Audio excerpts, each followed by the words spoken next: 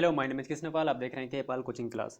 जो भी विद्यार्थी सीजी टेट की तैयारी कर रहे हैं उन्हें ये वीडियो जरूर देखना चाहिए। सीजी टेट की हिंदी का जो पहला यूनिट है उसका वर्ड विचार का एक टॉपिक है वाक्य। आज हम उसको बहुत गहराई से डिस्कस करने वाले हैं, तो अंतिम तक कृपया करके बने रहें। तो चलो शुरू करते हैं। शब्दों का ऐसा व्यवस्थित रूप जिससे मनुष्य अपने विचार का आदान प्रदान करता है, ठीक, आदान प्रदान कर लेता है, उसे वाक्य कहते हैं। अपने विचार को आदान प्रदान करने के लिए जो भी चीज़ का इस्तेमाल करता है वो क्या होता है? वाक्य होता है, ठीक। एक सामान्य वाक्य में क्रमशः कर्ता, कर्म और क्रिया होता है। कर्ता क्या होता है? जो उस काम को करता है। जैसे कि मैं स्कूल जा रहा हूँ, मैं स्कूल जाने वाला कौन है? मैं। तो कर्ता कौन होऊंगा? मैं। और कर्म क्रिया देख लेते हैं, ठीक। क्रिया क्या है? मतलब क्या काम कर रहा है वो क्रिया होता है। जैसे जाने काम कर रहा है तो स्कूल जाना, जाना क्या हो जाएगा? क्रिया हो जाएगा। कर्म क्या हो जाएगा? जो परिणाम मिलेगा, जो लाभ, जो परिणाम मिलता है, ठीक, उसी को बोलते हैं कर्म। तो हमें क्या कर्म मिला? तो मैं गया तो क्या मिला? स्कूल मिला, तो कर्म हो जाएगा स्कूल, ठीक। आगे देख लेते हैं हम। वाक्य के कितने प्रकार होते हैं? तो वाक्य के दो प्रकार, मतलब दो तरीके से इसको हम लोग बांट सकते हैं। एक होता है रचना के आधार पर और दूसरा होता है अर्थ के आधार पर। रचना के आधार पर तीन प्रकार के होते हैं: सरल, संयुक्त, मिश्र। जबकि अर्थ के आधार पर ये 8 प्रकार के होते हैं: विधानवाचक वाक्य, इच्छावाचक वाक्य, आज्ञावाचक वाक्य, निषेधवाचक वाक्य, प्रश्नवाचक वाक्य, विस्मयदी बोधक वाक्य, संकेतवाचक वाक्य, संदेहवाचक वाक्य, ठीक। पहले हम देख लेते हैं रचना के आधार पर वाक्य। ये 3 प्रकार को पहले हम कंप्लीट करते हैं, उसके बाद उस तरफ बढ़ेंगे, ठीक। तो इसमें है साधारण वाक्य की पहचान और उदाहरण देख लेते हैं। साधारण वाक्य क्या होता है? सामान्यतः जिस वाक्य में एक कर्ता और एक क्रिया या एक उद्देश्य और एक विधेय होता है वह साधारण वाक्य कहलाता है, ठीक। साधारण वाक्य जैसे कि नीतू खाना खा रही है, नीतू और कुसुम खाना खा रही है, भारत की राजधानी दिल्ली है, श्याम बगीचे से होते हुए स्कूल गया। आगे देखते हैं संयुक्त वाक्य की पहचान और उदाहरण। संयुक्त वाक्य क्या होता है? जब दो या दो से अधिक उपवाक्य किसी समुच्चय बोधक अव्यय, ये समुच्चय बोधक अव्यय क्या होता है बताने वाला हूँ आगे, ठीक, से जुड़ा होता है। समुच्चय बोधक अव्यय से जुड़े होते हैं तब वह संयुक्त वाक्य होता है। इनमें प्रयुक्त उपवाक्य स्वतंत्र अर्थ का बोध करते हैं, यानी कि दोनों जो उपवाक्य है वो स्वतंत्र होते हैं, ठीक। और संयुक्त वाक्य की पहचान, यानी कि समुच्चय बोधक कौन कौन से होते हैं जिससे ये जुड़े होते हैं, ये ब्रिज की तरह काम करते हैं। वो होता है या, व, अथवा, इसलिए, और, किंतु, परंतु, लेकिन, तथा, एवं आदि समुच्चय बोधक वाक्य अवयवों से जुड़े होते हैं, ठीक। संयुक्त उदाहरण देख लेते हैं। बादल घिरे किंतु बरसात ना हुई। ये किंतु क्या है? समुच्चय बोधक अव्यय होता है। आप नाटक देखने जाएंगे या सिनेमा देखने, यहाँ पर या समुच्चय बोधक अव्यय है, ठीक। यहाँ से हम लोग पता कर लेंगे या संयुक्त वाक्य होता है। यहाँ पर भी या देख करके अब आगे बढ़ते हैं हम लोग। मिश्र वाक्य की पहचान और उदाहरण देखेंगे।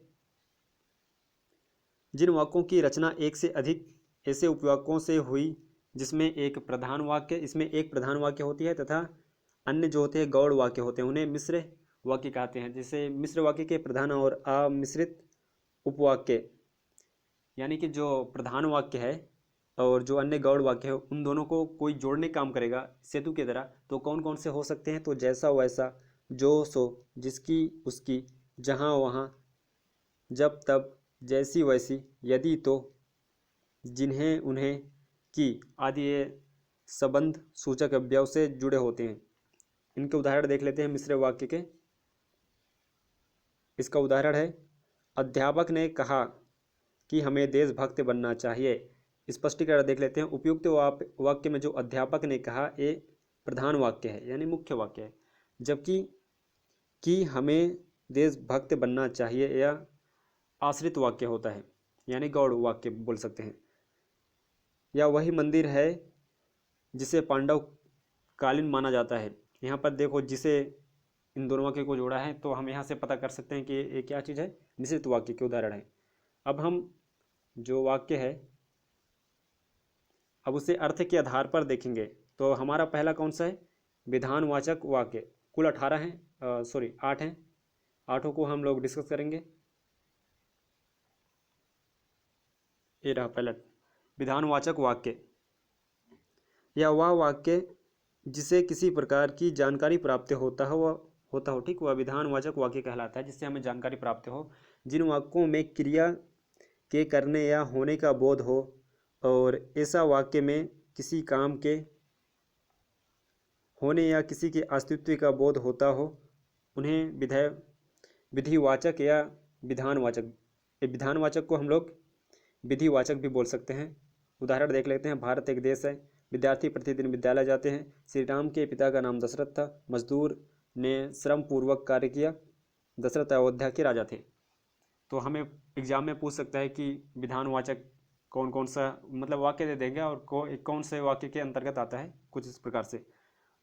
आगे देखते हैं दूसरा, निषेधवाचक। निषेधवाचक क्या है?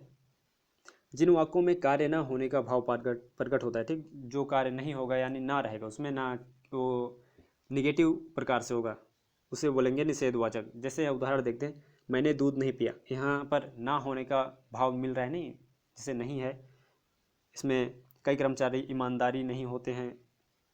मैंने खाना नहीं खाया, आज मोहन घर नहीं आएगा, इसमें नहीं ना कुछ इस प्रकार से होगा, ये सब। इसी में आगे देखते हैं प्रश्नवाचक वाक्य।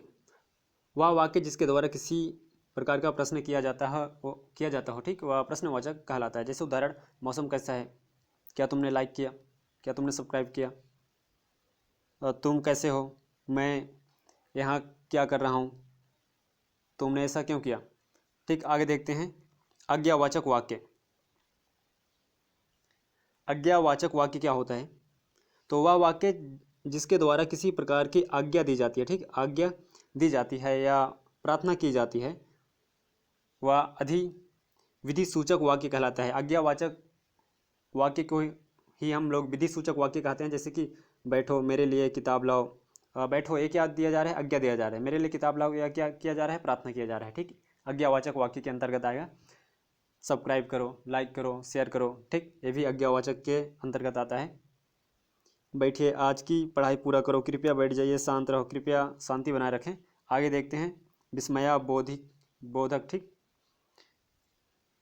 वाक्य। विस्मयादिबोधक वाक्य, वह वाक्य जिससे किसी प्रकार की गहरी अनुभूति का प्रदर्शन किया जाता है, गहरी अनुभूति का प्रदर्शन किया जाता है, वह विस्मयादिबोधक वाक्य कहलाता है।